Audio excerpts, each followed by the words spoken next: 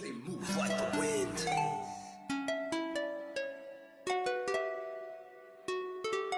I can't tell where I'll begin.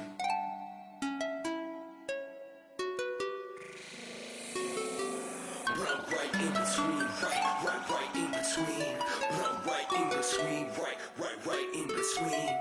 You can find me in the seams. You can find me in the seams. They move like the wind. I can't tell where I begin.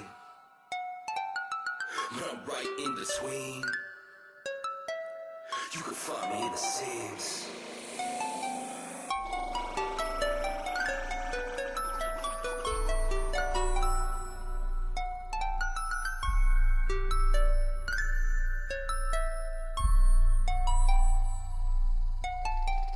They move like the wind.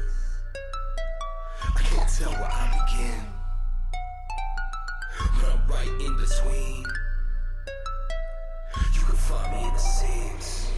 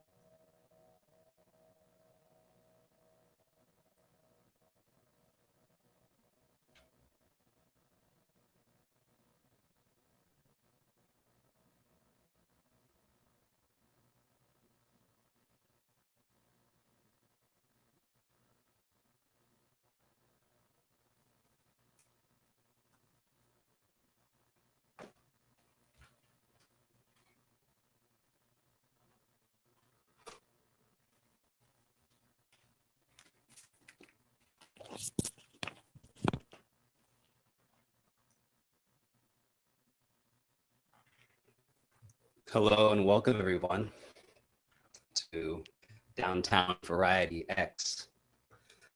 So MaMa and CultureHub decided to pass the mic this week, canceling their usually scheduled programming, and reach out, basically offering this platform and asking if it would be useful for where I am in my process right now, and if so, if I would like to use this space to speak to or this is good some connect to what's happening in this moment right now. So I want to say thank you to them for having having a way, having an approach, having a response that felt truly loving from an organizational standpoint, and based in action and not just kind words. So this has been a difficult period for a lot of people, a difficult week, especially for me as a Black man, as a Black queer man, as a Black queer person, and thinking about what would make sense to bring to the space today. I thought about gay and Black queer men in my life that I've collaborated with, and the love that is in those collaborations and in those connections. And I thought it would be a great opportunity to platform those conversations. And so I would like to welcome author, facilitator, destination experience designer, I'm sure so many other things into the conversation, Olubode Shawn Brown. Hey MX, how are you doing? Hey, I'm good. I'm sweating. It's warm in here, but I'm very happy to be here in conversation with you. How are you? I'm wonderful. I'm wonderful. Of course, it's a roller coaster ride that we're all on, and it's quite thrilling. But I'm here, and I'm I'm just here, and it's so. I just want to say thank you very much for providing this platform, and for your generosity in opening it up to us to show the work that we've collaborated with you in doing, and focusing a little bit on what we're doing along our healing journey here. So I just want to acknowledge you and say thank you so much for continuing the practice of your art and being visible in the world as a practitioner of your own healing art and making a way for all of us. So I want to thank you very much for doing that. Yeah. Thank you. And so I thought it would be lovely to have you here in this space because of all the work you do with Bloom. And, it's you have organized trips for people to feel safe in countries or spaces that sometimes we don't hear about that in the news. And more recently, I've been participating in your training. And I guess I just wanted to invite you here to acknowledge work that's already happening, already collective action and the uplifting of African diasporic communities. And just wanted to hear you share a little bit about that. So could you tell us how Bloom started? What's the impetus for that, and what you're doing with that work? Wow. So thank you for that question. I'm going to engage in a little bit of storytelling because it's easy to focus on what the work is now, but it is a part of my own personal journey. I came here at 24 years old to New York City, 36 years ago, and I came as a Black man, Christian, with a Christian upbringing. I was a lawyer at the time, and I walked smack dab into the middle of the AIDS epidemic of the early 80s. And so, can you imagine bringing everything to New York City, leaving everything behind, because a lot of my relationships in Jamaica at the time were shot. And so I was starting out from scratch, as many do in this city, being young in their 20s, coming from Mississippi and Trinidad and Haiti and all over the world. We brought our youth here, and we ran right into that epidemic. And so for me, Bloom has been the pathway to finding my own family and community. I remember one day after the West Indian Day Parade, just kind of walking through Eastern Parkway, just completely lost MX. You know, not having family, you know, friends passing away. And it pretty much mirrors the time that we're in now. So it's been a journey to create community and to make a home for myself, to find a space for myself to be. And in so doing, pull together a group of people that can make that happen. So Bloom really unfolded from that journey, and that's essentially what it is. And you've been there. You know, you danced at our first party. Bloom took when it initially came out in about 10 years ago, when Barack was inaugurated. The first party was a collaboration. It was a party, and it was between art and music and photography and all that kind of great stuff. And it was brought together by a collective. So we have continued in that vein, and over the years we have been a community, a philosophy, you know, a space, a party. Again, now a movie that we're going to see later that amplifies the creative and visionary voices of the people of the African diaspora. So it's been an unfolding journey. And again, the through line is what can we do together to work together to create collectively that which we must for our own economic viability, to create spaces where we can be safe and all that kind of great stuff. So that's the process of the journey. And I think it mirrors much of what's needed now. Amazing. And, you know, I see woven throughout the different aspects of the work in your own producing and the way that you produce and in the way that you coach others to fully embody their own truths, that there's this elemental framework. Yeah. And I'm curious if you could just give us a little bit of background about that elemental framework and how that shows up in your practice. Well, I'm a curator of information, and I've done several personal development courses, you know, all over the place. I've studied with Malidoma Somé, as well as done transformational courses, been involved with metaphysics and all that kind of stuff. But I took an interest in 5-element theory. And it's the whole idea that 5 elements provide a framework for us, for anything to be in balance. And those are the elements of mineral. Some people call it ether. Nature, that's the element of air, fire, water, and earth. And so it's looking through those lenses as a metaphor. Of course, with a legal mind, you know, you talk about precedents. So it's almost like you can look through those elements and find a framework. It's easy to find a framework, and it's easy to curate people's work and see the framework in everything that we're doing, whether it is in our projects, in the way we have conversations, in the way we come together as a community. You know, when they're there, consider the lilies of the field, how they grow. They toil not, neither do they spin. So if those elements are in place, anything will grow. Except I want to give this caution. There's knowledge, you know, which can easily be gained, and everything is spouting knowledge, and you can see the frameworks all around us, you know, but there's another thing called experience. And so sometimes the knowledge and the frameworks get beyond the experience.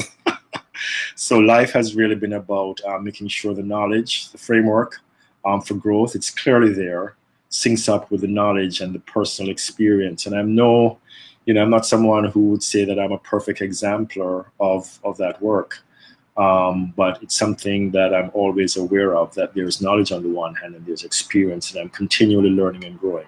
So the piece we're going to see, for example, is an elemental hero's journey, and I think Sekou and you will have a conversation about that. So it's taking Joseph Campbell, let's say the hero's journey, for example, and really putting it on the body of a Black queer man, and in this instance, and watching the elemental journey through all the 5 elements of as he changes. So that's one way of using the elements, and we'll see that in the piece that's going to be shown. Beautiful, thank you. And it was that transformative work that I thought would be an appropriate thing to show, to meditate on, to be with this particular week and in this particular call. and especially also that it was made out of a group collective effort. Oh, yes. Yeah, we will. I'll chat with Sekou after we watch it. But I just want to say thank you so much for joining us. And where can people find you and your work? Thank you so much, MX, for again providing the space. And more to come. More to come. Peace and blessings. Thank you. Blessings. And now we're going to watch Bloom: The Return, and it is about 20 minutes, and then I will speak with the director right after.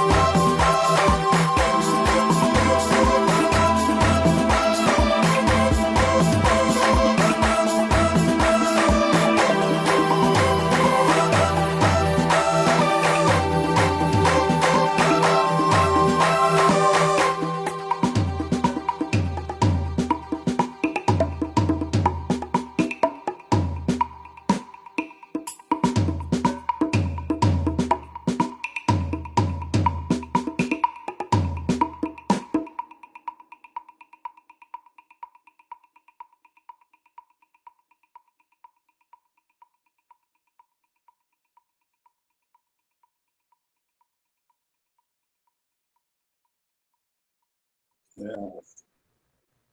Hello and welcome back, everyone.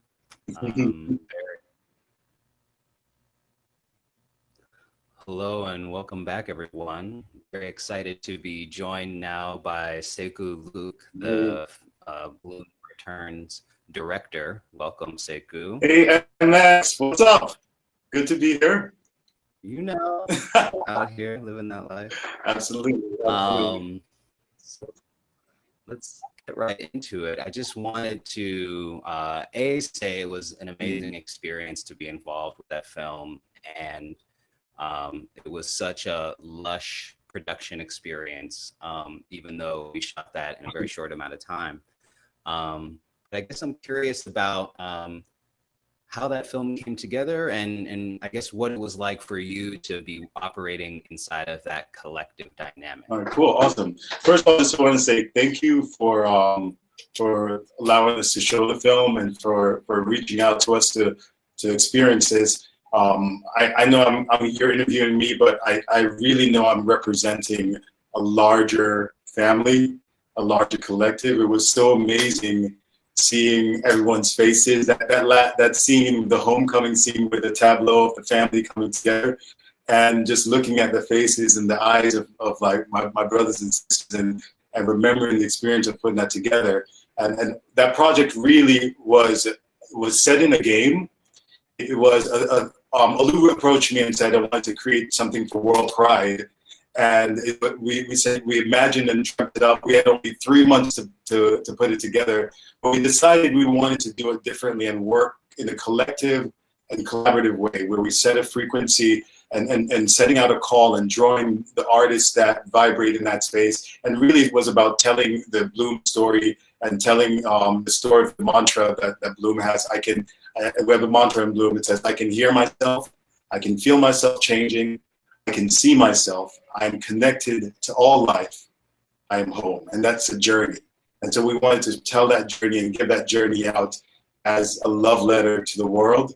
And it came about where we set that frequency and creatives came together, we collaborated, we worked differently, we worked without the same hierarchy that you usually get on set. We worked in a space that people could come in and share your gifts and stretch and learn and grow. And we wanted to tell our own story and fund it. So we only spent $3,000 as a budget to make it, because what made up for that was the gifts and talents and energy and love that was poured in together in a community coming together to create art. Amazing. And I'm touched to hear, or to have been in the process and see how it sounded like it was really also affecting your own sense of possibility in what you can create and what we can create together. And I think I said this in the first part, but again, I thought that film was just such a nice thing to watch in a moment like this, because we're seeing so many traumatic images of things being done to Black bodies. And I was like, well, what are some images that can give us something else to connect to, and that film is kind of the first thing that came to mind. But I know, you also are involved in other activism things. I see you showing up to document actions and this kind of thing. And then also that you use your work to uplift other people's voices. I think Maddie's in the chat, putting links in the chat, but could you tell us a little bit about the work you're doing now and the Creative Genius Report? Cool, yeah, and I'm going to jump into, I want to talk about that, but I want to touch on something that you just mentioned about this moment, because I think I really want to speak to how we see this film, especially from the collective, I've been speaking to some of the different members, and how we see this film in context of what's happening today. And yes, we see it definitely as being able to see different ways we see Black bodies, seeing them powerful, seeing them love each other, seeing them celebrate, seeing them joyful, and that is so vitally important. The piece that was so exciting, especially about putting this project together as well, it was a sense of us saying, we're going to create for ourselves, we are going to build with what we have. We're not going to wait for somebody to give us a permission, a sign off, but we are fully sufficient in creating and telling our stories and creating and telling the narratives. And that's especially when we think about this time, what are we creating in this space? And that as we answer those questions, what are we creating and coming up with that, and we start answering, there are ways that we want to create. There are ways we want to tell stories about ourselves and make and show our history, you know, in that sense. So it's been that, and so with me, it's been collaborating also with other groups. The Creative Genius Report, that's another platform that's operating very communally as well. CJ South, who heads up, so that's his big platform as well, that he heads that up. He works in a collective, collaborative way, so I'm working with that project as well, and telling stories that usually don't get told and get seen. So with Creative Genius, we're highlighting the creatives behind the major moments that you'll see in pop culture and fashion and music, but we're telling about the creative who's at work, the creative geniuses at work behind the scenes who are putting that together and sharing their stories. So we have a piece right now by Gerard we just released, who is a Jamaican-born hairstylist who was a key here for Paris Fashion Week, and we followed him and shared his narrative. So yeah, that's what really I really recognize I want to be creating in this space, are stories that change how we see ourselves and change how the world experiences us. Amen to that. Ashe. Amen to that. Amen to that. Yes. Brilliant. Well, thank you so much for joining us. Thank you for letting us screen the film. Awesome. Thank you. Always a pleasure, every interaction. So until the next time, more soon. So much gratitude. Thank you. Thank you so much, MX. All right. Wonderful. Thank you. So next up is a brand new piece. I've been collaborating with Xavier Ryan, who has a project called Trigger Music for a few years now. And about a week ago, he reminded me that we made a song called Burn It Down. And was like, can we release that? And I said, okay, great. Let's figure out what that is and what that means. So he reworked some of the audio, and then just in the last 2 days, I put together the video that we're about to watch. And I think, again, a part of the kind of impulse behind this conversation and this event tonight is about how we can use the creative arts to transform trauma, to reframe our trauma and make it something that can be usable energy. And it also, I think, is a way to document affect and to create opportunities for that transformed trauma to be palatable and communicable through the medium. So this is brand new, hot off the presses, and we'll speak to Xavier right after that.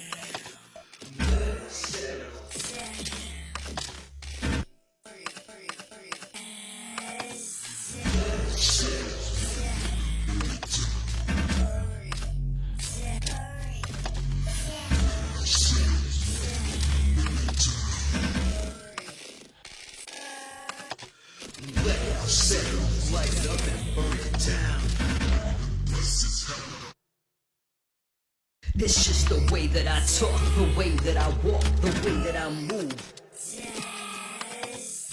This just the way that I talk, the way that I walk, the way that I move. Reflect the sun and moon. This is the way that I talk, the way that I walk, the way that I move.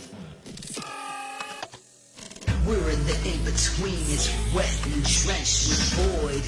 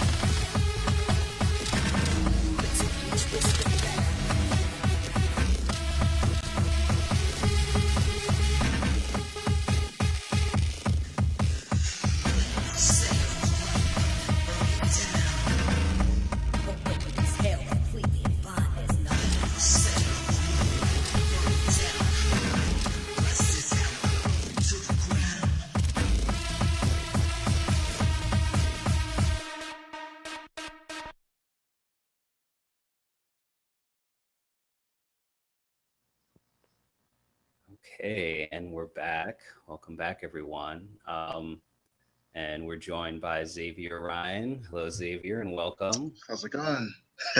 Good, good.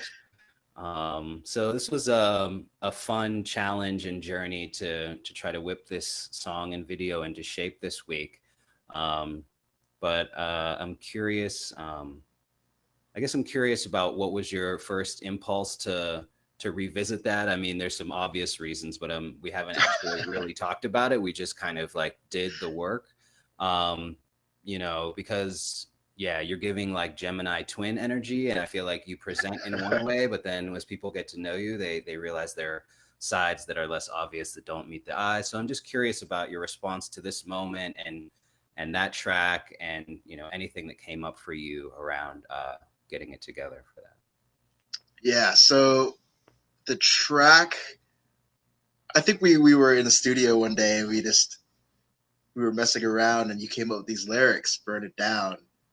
And that was I was dope because during that time, especially I was exploring this more into politics and analyzing like leftist theory and political activism and what violence is.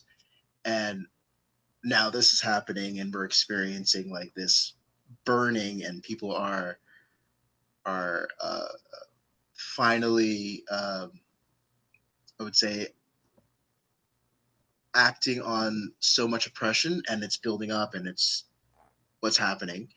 And I think those lyrics deeply reflect the actions of what's going on.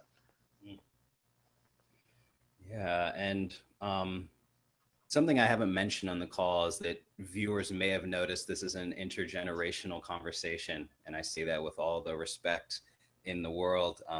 And we're getting younger as as guests go along, and so I've always found it really interesting and inspiring to have conversations with you around these kinds of things because you're younger. Xavier just had a 25 birthday. Happy birthday, right? So. And I'm 36, so there's, you know, just some difference in perspective there, and that's always useful for me. But I'm always surprised by the things that you talk about when we start talking about triggered music and where that idea came from and the party that's related to that. So I'm curious if you could just speak to us a little bit about what was the inspiration for triggered music, the name, and what you're trying to do with that party. So Triggered came about with the kind of discourse in media where people use that meme triggered to describe people who get easily offended by situations and act out in anger. And I kind of wanted to use that mimetic language to kind of reclaim it in a way where, like, I'm triggered. I'm trying to, yes, be okay with that feeling or anger or happiness or sadness, every feeling, and being okay with that and addressing it. So not just, you know, covering it up or suppressing those feelings, being able to address whether it's trauma, whether it's happiness, whether it's sadness, whether it's like all the spectrum of emotion. Yeah, just being able to be there. Yeah, to be present. And I found it interesting because, you talked about having parties with a theme of violence, for example, which is not something we usually think of when we're thinking about a theme for a party. Right.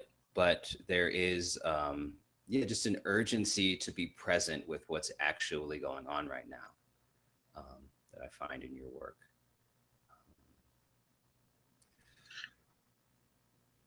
Yeah, it's kind of like,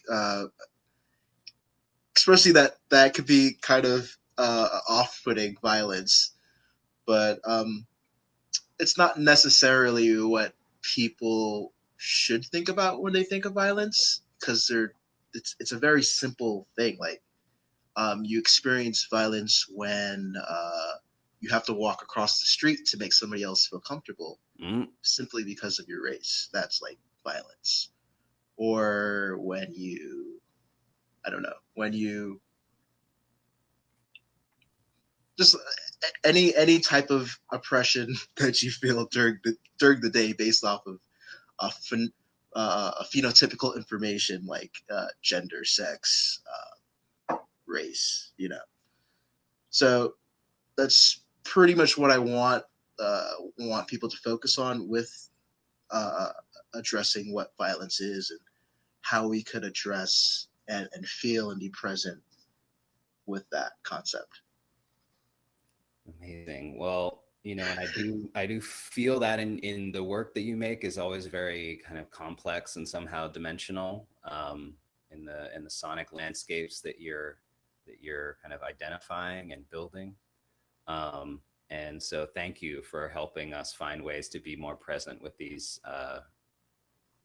very difficult difficult things to sit with. I'm going to move to the next section. So I just want to say thank you for your heroic remixing of that track this week, for encouraging us to put it out into the world, and for joining us tonight and sharing your thoughts. It's always Thank you. Thank you so much. Take care. You too. Okay, so next, our kind of final section of the evening tonight, I'm going to play some quartz crystal singing bowls and also metal bowls. And in thinking about what to share tonight, the first thing that came to mind was some relief because it's almost, just being bombarded with so much content right now that's deeply troubling, and necessary to see in some way. It's also important to take moments to refill and refuel. So I thought I would play the bowls for everyone who's out there doing the good work, fighting the good fight this week, and needs to receive some energy. I'll also mention that I recently released a series of guided meditation albums called Crystal Consciousness Theory and Practice, and that evolved out of a series of live workshops that I did. And you can go to Healing Sound Meditation and download the first one for free. That one is just about how to energetically connect with a crystal. And then the last track on there is just a sound bath. So you can go to healingsoundmeditation.com. And when you click on the first album, when you add it to cart, it's just free or zero, or you can put some money in there if you so desire. But that is there for you. And as we go into this next section, I'm going to play for about 20 minutes. You may want to plug in your good speakers or put on headphones so that you can get the best possible sound. We're doing our best here with microphones and things, but if you can get good output on your end, that'll help. And yeah, just make sure you're in a really comfortable position. You can have your eyes open or closed. There will be visuals, but that choice is obviously up to you. So I'm just going to take one moment and get myself sorted out here, and we'll get this going.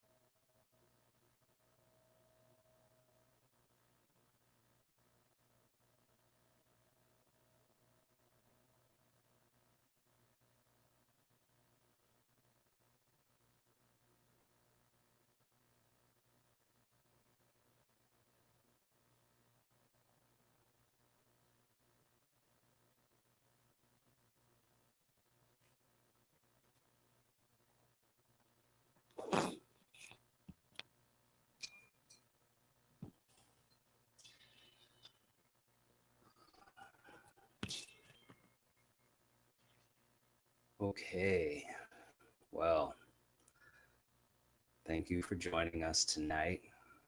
Hope that was useful for your practice today, and that you can download that sound bath, that healing sound meditation, maybe help you go to sleep at night. And I just want to say thank you again to MaMa and CultureHub for extending this platform, for this conversation, for making this space. It really felt like a very loving and generous and welcome organizational response that really comes from a human response. So I'm grateful for that, and grateful for Olubode, Sekou, and Xavier for joining us and sharing their work with us. And if you're still in the chat, I believe Maddie's going to put some links for places that you can donate to support. And you can also find places, more resources on lamama.org. So with that, I will say thank you and good night.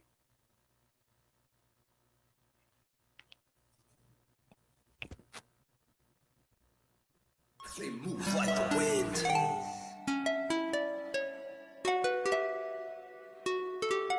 I can't tell where I begin.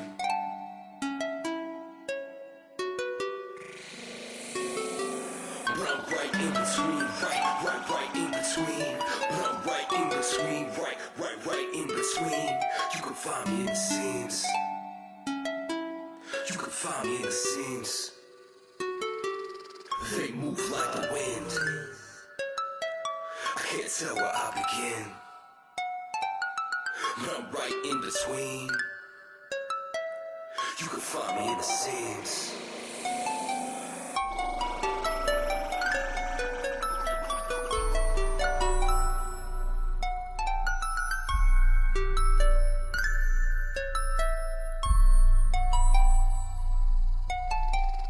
They move like the wind. I can't tell where I begin. But I'm right in between. You can find me in the seams.